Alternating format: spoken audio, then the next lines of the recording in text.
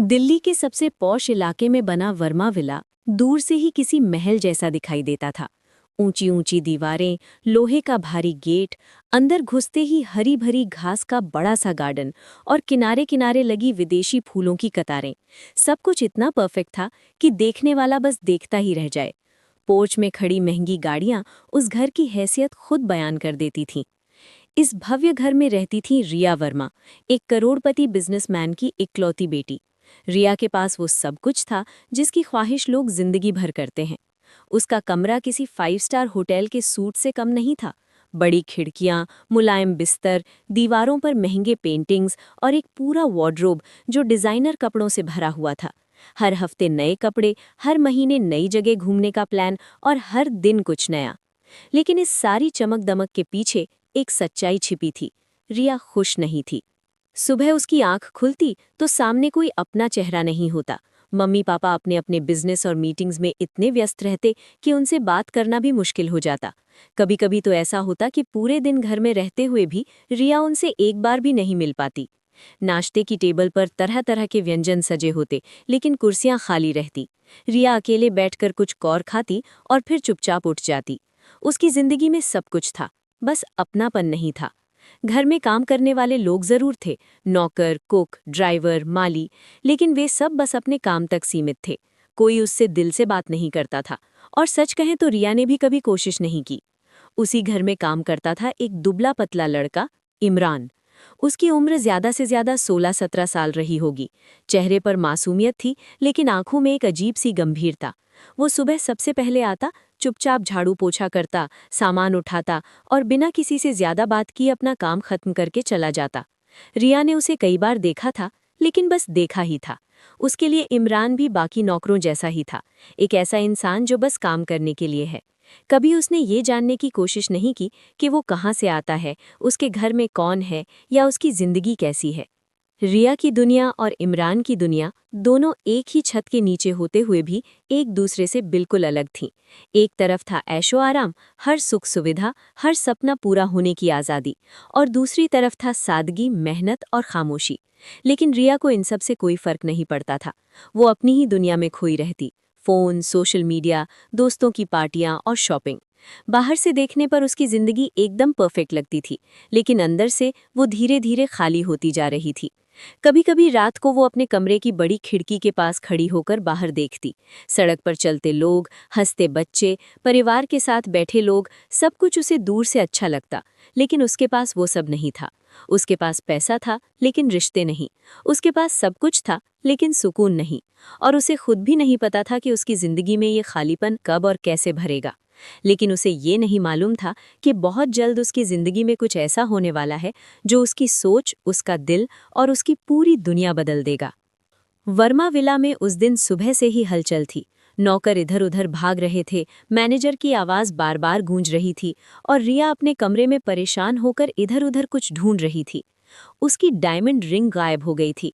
वो रिंग सिर्फ महंगी ही नहीं थी, बल्कि रिया के लिए खास भी थी। उसके पिता ने उसे उसके जन्मदिन पर गिफ्ट की थी। रिया ने उसे पिछली रात ही पहना था, लेकिन सुबह उठते ही वो कहीं नहीं मिल रही थी। ये कैसे गायब हो सकती है? रिया झुंझलाते हुए बोली। उसने पूरा कमरा उलट पुलट कर दिया, बिस्तर, टेबल, अलमारी, यहाँ तक कि कूड़ेदान भी देख लिया, लेकिन रिंग का कोई पता नहीं था। धीरे धीरे बात पूरे घर में फैल गई। मैनेजर तेज आवाज में बोला, सभी नौकर लाइन में खड़े हो जाओ, जब तक रिंग नहीं मिलती कोई बाहर नहीं जाएगा। कुछ ही देर में सभी काम करने वाले लोग हॉल में खड़े थे, घबराए हुए, चुपचाप। रिया भी वहीं आ गई। उसकी नज़र एक एक करके सब पर गई और अचानक जाकर रुक गई इमरान पर। वो हमेशा की तरह चुप खड़ा था, सिर झुका हुआ। मैनेजर ने ऊंची आवाज में कहा, मैडम, ये नई उम्र के लड़के भरोसे के लायक नहीं होते, मौका मिलता है तो हाथ साफ कर देते हैं। ये सुनकर कुछ लोगों ने सहमति में सिर हिलाया। रिया ने कुछ सेकंड तक इमरान को देखा, फिर ठंडे स्वर में कहा, सच सच बता दो, रिंग तुमने ली है? हाल में सन्नाटा छा गया। इमरान ने धीरे से सिर उठाया। उसकी आंखों में डर नहीं था, बस एक अजीब सी शांति थी। नहीं मैडम, उसने धीरे से कहा। तो फिर गई कहाँ? रिया झल्ला गई। कोई जवाब नहीं था। मैनेजर ने गुस्से में कहा, इसे पुलिस के हवाले कर देते हैं, खुद ही सब उगल देगा। ये सुनते ही बाकी नौकर और भी घबरा गए, लेकिन इमरान, वो अब भी शांत खड़ा था। ना उसने रोने की कोशिश की, ना अपनी सफाई देने के लिए कोई बड़ी बात कही। बस सिर झुकाकर खड़ा रहा, जैसे जो भी होगा सह लेगा। रिया के अंदर गुस्सा बढ़ता जा रहा था। उसे यकीन हो गया था कि रिंग उसी ने ली है। तभी इमरान ने धीरे से अपनी जेब में हाथ डाला। सबकी नजरें उस पर टिक गईं। उसने अपनी मुट्ठी खोली और उसमें वही डायमंड रिंग चमक रही थी। हाल में खुसुर-फुसुर शुरू हो गई। रिया की आंखें चौड़ी हो गईं। ये तुम्हारे पास कैसे आई? उसने तेज आवाज में पूछा। इमरान ने बहुत शांत आवाज में जवाब दिया, मैडम ये आपके कमरे के पर्दे के पीछे गिर गई थी, सुबह सफाई करते समय मिली। उसने दोनों हाथों से रिंग आगे बढ़ा दी। मैं आपको देने ही आ रहा था, लेकिन तभी सबने बुला लिया। पूरा हॉल एकदम चुप हो गया। मैनेजर की आवाज भी गायब हो गई। रिया कुछ सेकंड तक वहीं खड़ी रही, जैसे समझ ही नहीं पा रही हो कि अभी क्या हुआ। जिस लड़के पर उसने बिना सोचे समझे चोरी का आरोप लगा दिया, वो ही सबसे ईमानदार निकला। रिया ने धीरे से रिंग उसके हाथ से ले ली, लेकिन इस बार उसके हाथों में वही घमंड नहीं था, कुछ बदल गया था। वो कुछ कहना चाहती थी, शायद थैंक यू या सॉरी, लेकिन शब्द उसके गले में ही अटक गए। इमरान ने सिर झुकाया और बिना कुछ बोले वहां से चला गया। ना कोई शिकायत, ना कोई गुस्सा, बस चुपचाप। रिया उसे जाते हुए देखती रह गई। उसके मन में एक अजीब सा एहसास हो रहा था, शर्म और हैरानी। उस दिन पहली बार उसने सोचा, क्या मैं सच में लोगों को पहचानती हूँ? जिसे उसने चोर समझा, वो तो सबसे सच्चा निकला, और जिस अमीरी पर उसे इतना गर्व था, वो उस ईमानदारी के सामने बहुत छोटी लगने लगी। रिया चुपचाप अपने कमरे में चली गई। रिंग उसके हाथ में थी, लेकिन आज उसका मन भारी था। उसे नहीं पता था कि ये छोटी सी घटना आगे चलकर उसकी पूरी सोच बदलने वाली है। रिंग वाली घटना के बाद सब कुछ फिर से सामान्य हो गया। कम से कम बाहर से तो ऐसा ही लग रहा था। घर में वही काम, वही रूटीन, वही शांति। लेकिन रिया के अंदर कुछ बदल गया था। अब जब भी वो हॉल से गुजरती, उसकी नज़र अनजाने में इमरान को ढूंढती। वो पहले जैसा ही था, चुपचाप काम करने वाला, बिना किसी से नज़र मिलाए अपना काम खत्म करके जाने वाला। लेकिन अब रिया उसे सिर्फ नौकर की तरह नहीं देख पा रही थी। उसके मन में एक सवाल बार बार आता, इतनी छोटी उम्र में भी कोई इतना शांत और सच्चा कैसे हो सकता है? फिर एक दिन इमरान काम पर नहीं आया। रिया ने पहले ध्यान नहीं दिया, शायद छुट्टी ले ली होगी, उसने सोचा। लेकिन अगले दिन भी वो नहीं आया।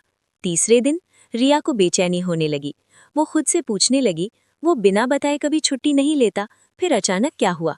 नीचे हॉल में उसने मैनेजर से पूछा, वो इमरान नहीं आया आजकल?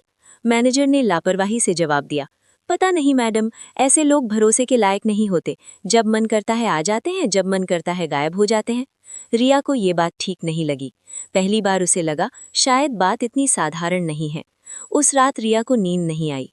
बार बार उसे वही दिन याद आ रहा था, जब इमरान ने बिना कुछ कहे रिंग लौटा दी थी। अगर वो इतना ईमानदार है, तो बिना वजह काम क्यों छोड़ेगा? अगली सुबह रिया ने अचानक फैसला किया, वो खुद जाकर पता लगाएगी। गाड़ी निकालो, उसने ड्राइवर से कहा। कहाँ मैडम? रिया कुछ पर छिप रही, फिर शांत स्वर में बोली, सीलमपुर की झुग्गियों में। ड्राइवर ने हैरानी से रियरव्यू मिरर में उसे देखा। उसे यकीन नहीं हो रहा था कि मैडम खुद वहां जाना चाहती हैं। जैसे जैसे गाड़ी आगे बढ़ी, रिया की दुनिया बदलती गई। चौड़ी सड़कें संकरी होने लगी, महंगे शोरूम की जगह छोटी छोटी दुकानों ने ले ली, और फिर धीरे धीरे सब कुछ बदल गया। अब वहां गंदगी थी, भीड़ थी, टूटी सड़कें थीं। रिया ने खिड़की के बाहर देखा, नंगे पांव बच्चे खेल रहे थे। कहीं कोई बीमार आदमी सड़क किनारे बैठा था, कहीं औरतें पानी भरने के लिए लाइन में खड़ी थीं। ये सब उसके लिए बिल्कुल नया था। वो पहली बार इस सच्चाई के सामने खड़ी थी।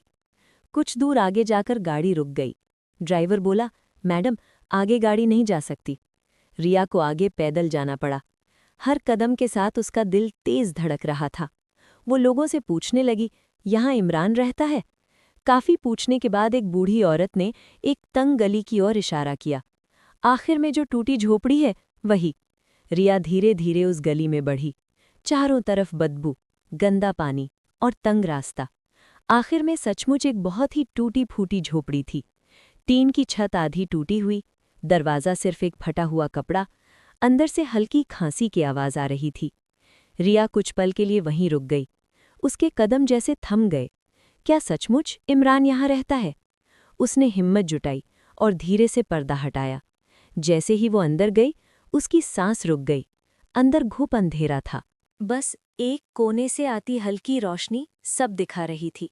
जमीन पर एक पुराना गद्दा बिछा था, जिस पर एक बूढ़ा आदमी बेहद कमजोर हालत में पड़ा था। सांस लेने में भी उसे तकलीफ हो रही थी। पास ही एक छोटी सी बच्ची बैठी थी, जिसकी आंखों में डर और भूख साफ दिखाई दे रही थी। और उनके बीच बैठा था इमरान। वो चुपचाप अपने पिता का हाथ पकड़े बैठा था। उसके सामने दवाइयों का खाली पत्ता पड़ा था। घर में खाने की एक भी चीज नहीं थी। रिया वहीं खड़ी रह गई, जैसे उसके पैरों तले जमीन खिसक गई हो। उसे पहली बार समझ आया, गरीबी सिर्फ शब्द नहीं होती, एक सच्चाई होती है। तभी छोटी बच्ची ने धीमे से कहा, भैया, भूख लगी है। इमरान ने उसकी तरफ देखा, लेकिन उसके पास कोई जवाब नहीं था। उसकी आंखों में लाचारी थी। रिया का दिल भर आया। जिस लड़के को वो रोज अपने घर में काम करते देखती थी, उसकी जिंदगी यहाँ इतनी मुश्किल थी, और उसे कभी इसका अंदाजा तक नहीं हुआ। उस पल रिया को खुद पर शर्म आई। उसने धीरे से इमरान को पुकारा, इमरान। इमरान ने सिर उठाया। रिया को सामने देखकर वो हैरान रह गया।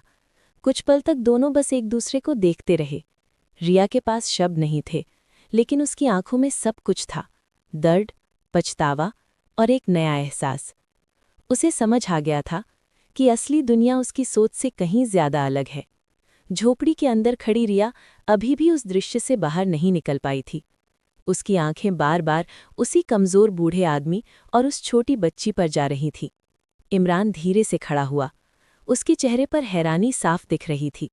मैडम, आप यहाँ? उसने धीमी आवाज में पूछा। रिया कुछ सेकंड तक कुछ बोल ही नहीं पाई। फिर उसने आसपास देखा और पूछा, तुम काम पर क्यों नहीं आए? इमरान ने नजरें झुका लीं। अब्बू की तबीयत बहुत खराब है, दवा के पैसे नहीं थे, इसलिए। उसकी आवाज़ धीरे धीरे कमज़ोर पड़ गई। वो आगे कुछ नहीं बोल पाया। रिया का दिल कस गया। तभी उस छोटी बच्ची ने फिर कहा, भैया, कुछ खाने को है क्या? इस बार उसकी आवाज़ और भी धीमी थी। झोपड़ी में सन्नाटा छा गया। इमरान ने उसकी तरफ देखा, लेकिन उसके पास देने के लिए कुछ भी नहीं था। उसकी आंखों में बेबसी साफ झलक रही थी। रिया से ये सब देखा नहीं गया। उसने बिना कुछ सोचे तुरंत अपना पर्स निकाला और पैसे इमरान की तरफ बढ़ाए। ये लो, अभी जाकर खाना ले आओ, उसने जल्दी से कहा। इमरान एक कदम पीछे हट गया। नहीं मैडम, हम संभाल लेंगे, उसने धीरे से जवाब दिया।